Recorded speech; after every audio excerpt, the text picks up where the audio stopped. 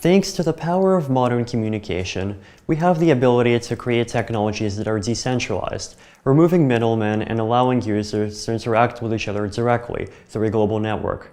Decentralized applications have been becoming more and more important in the past 10 years, and have the benefits of massively reducing costs and barriers to entry, removing single points of failure, preventing censorship, and ensuring transparency and trust between all the parties involved in an interaction.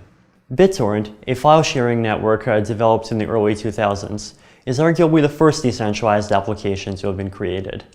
BitTorrent allows anyone to share any kind of file with anyone else in the world, allowing people to distribute content quickly and easily, even if they do not have the resources to pay for their own website or server.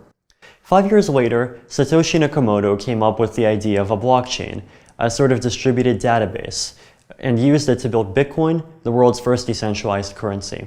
Decentralized currencies like Bitcoin allow people to send money instantly anywhere around the world with no regard for national borders with negligible fees. Bitcoin is increasingly being used for international remittances, micropayments, and commerce online. Decentralized applications for finance, cloud computing, messaging, and distributed governance are soon to come. Ethereum is a platform that is specifically designed for people to build these kinds of decentralized applications, or dApps for short.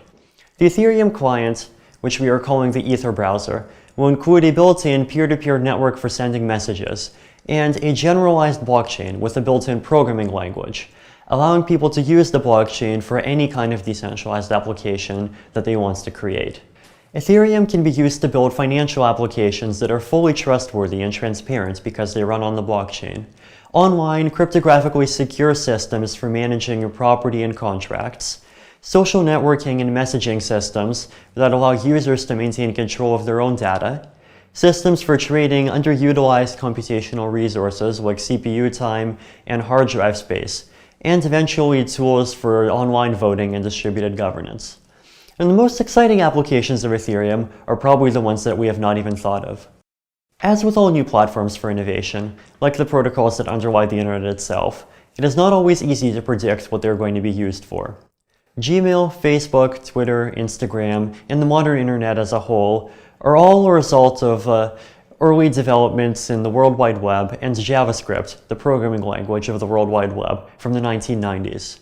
Similarly, by providing a universal programmable blockchain and packaging it up into a client that anyone can use, the Ethereum project hopes to do the same for finance, peer-to-peer commerce, distributed governance, and human collaboration as a whole.